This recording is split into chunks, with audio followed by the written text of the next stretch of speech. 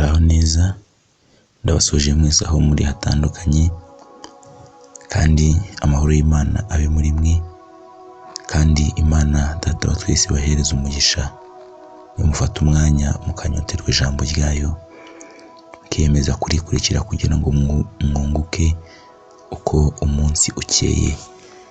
Reka dusenge. Turagushimiye Mwami kubw'uyu mwanya mwiza w'igiciro duhaye, uyu ni umwanya w'umugisha utugeneye ngo tuvuge ku ijambo ryawe.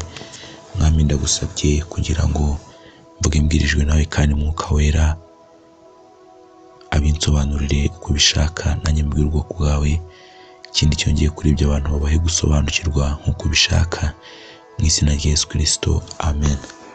Tugiye gusoma ijambo ry'Imana. Iyo jambo ry'Imana turaza kuza kurisanga mu gitabo cya Daniyeli, igice cya 4 umurongo wa 32.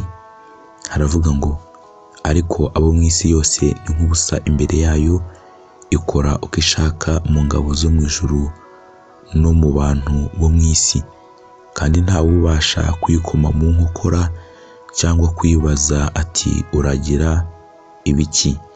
Kansubiremo ngo, kandi ntawe ubasha kuyikoma mu nkokora cyangwa kuyibaza ati uragira ibiki. Turongera dusome mu gitabo cy'umuhanuzi Yesaya, igice cya 43 umurongo wa 13. Haravuga ngo, kandi koko uhereye aho umucyo wabereyeho ndiwe, ntawabasha gutesha ukuboko kwanjye. Ubwo nzakora umurimo, ninde uzankoma mu nkokora? Ubwo nzakora umurimo, ninde uzankoma mu nkokora? Kansoreze mu gitabo cy'ibyahishuwe, igice cya 3 umurongo wa 7. Haravuga ngo, wandikire marayika w'itorero ry'i Filadelfiya uti, uwera kandi w'ukuri, ufite urufunguzo rwa Dawidi, ukingura ntihagire ukinga, kandi ukinga ntihagire ukingura. Aravuga aya magambo ati, kuri iryo jambo niryo nashakaga, ukingura ntihagire ukinga, kandi ukinga ntihagire ukingura. Iri jambo nasomye muri Yesaya, igice cya 43 umurongo wa 13. Reka nze kurisoma no muri bibiri ijambo ry'Imana kugira ngo turusheho gusobanukirwa. Yesaya igice cya 43 umurongo wa 13. Haravuga ngo, nzahora ndi Imana yanyu, icyo niyemeje ntawubasha kukimbuza. Ibikorwa byanjye ninde uzabasha kubitambamira?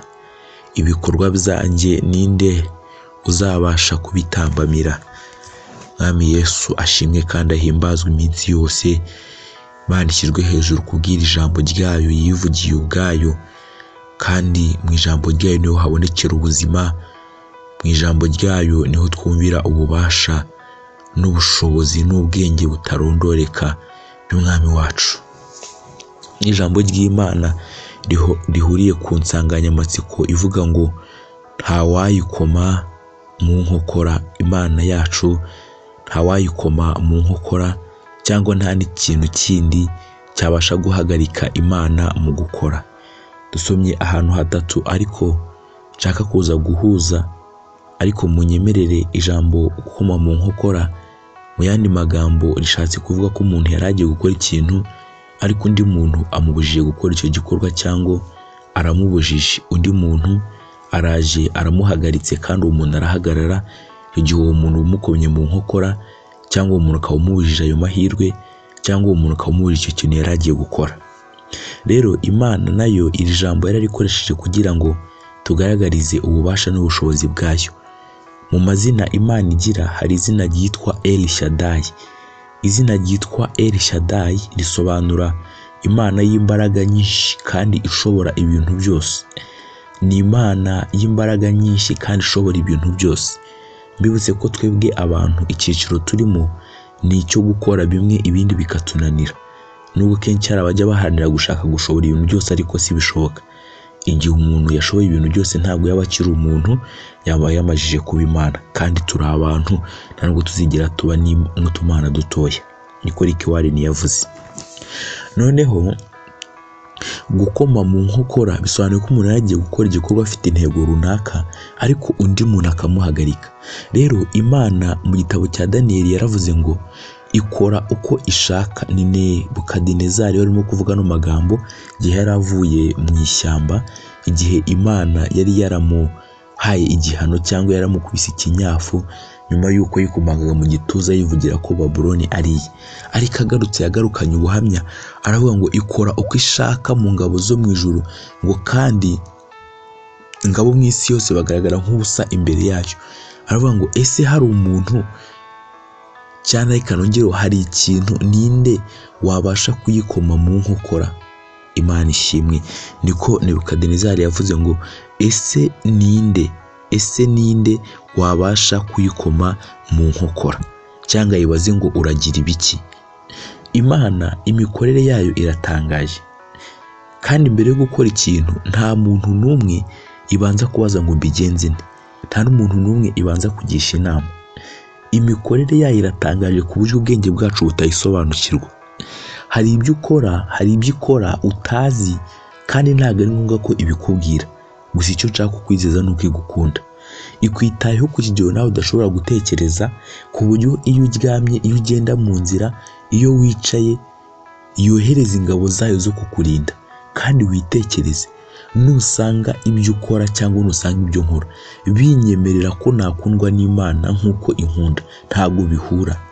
Urukundo rwayo nta kintu na kimwe rwitaho, ahubwo iyo irakunda gusa.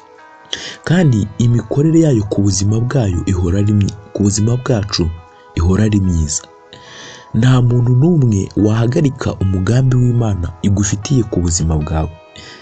Abarozi bajya baroga, abandi bakora imihango mibi bakayikora, ariko nta muntu n'umwe wabasha guhagarika umugambi, wabasha guhagarika ijambo ry'Imana ku buzima bwawe. Hari icyo Imana yakuvuzeho, ariko nagira ngo nkubwire ngo ibyo abantu bakuvugaho byaje Imana yaramaze kuvuga ijambo ryayo, kandi ijambo ryayo ntirivuguruzwa. Ubwayo yarivugiye ngo ijuru n'isi bizavaho, ngo ariko ijambo ryayo ntirizahinduka, ijambo ryayo ntirizakurwaho na gato. Imana ishimwe.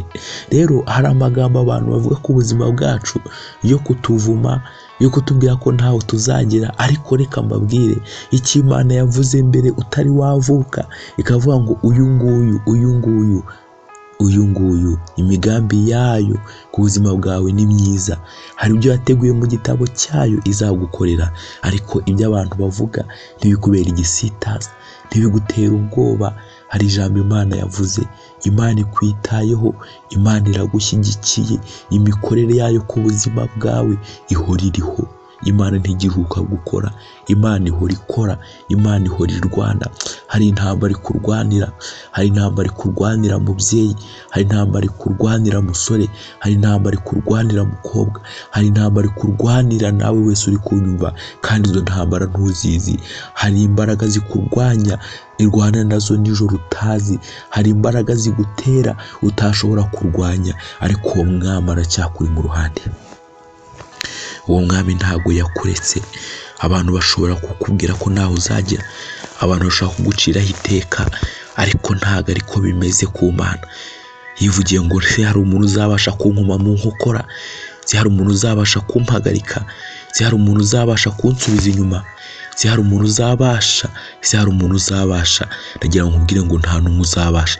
Ariko imbaraga z'Imana ntawe ubasha kuzihagarika, nta n'ubasha kuzitangira, nta n'ubasha kuzisubiza inyuma yewe kugira ngo ubyumve. Iyo yahagurutse ije gukora, iyo yahagurutse, abanzi bawe, babandi bakwanga, babandi bakurwanya, yewe na Satani ubwe abona Imana yiyiziye, ntiyabasha kwibaza ngo uri mu biki.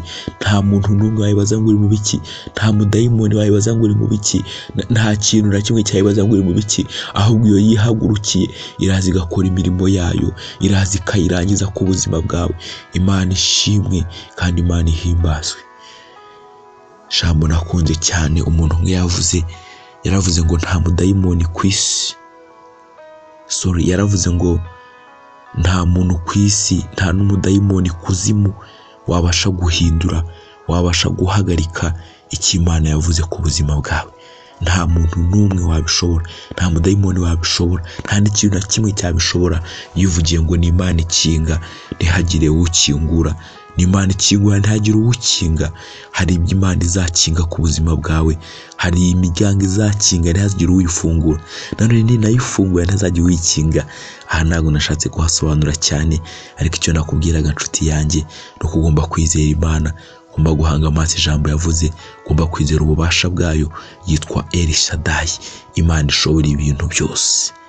Turagushimiye Data, wivuganiye natwe iki gitondo ko ushoboye byose, nta n'ubasha kurogoya imigambi yawe. Himbazwe iminsi yose kudahinduka, ijambo ryawe rikomeze kwamamara iteka. Uyu muntu wumvishije ijambo ufite ikibazo kimuremereye, abantu bamuciraho iteka ko ntahazagera, akomezwe nawe kandi ahabwe umugisha, asubizwemo imbaraga nshya mu izina rya Yesu.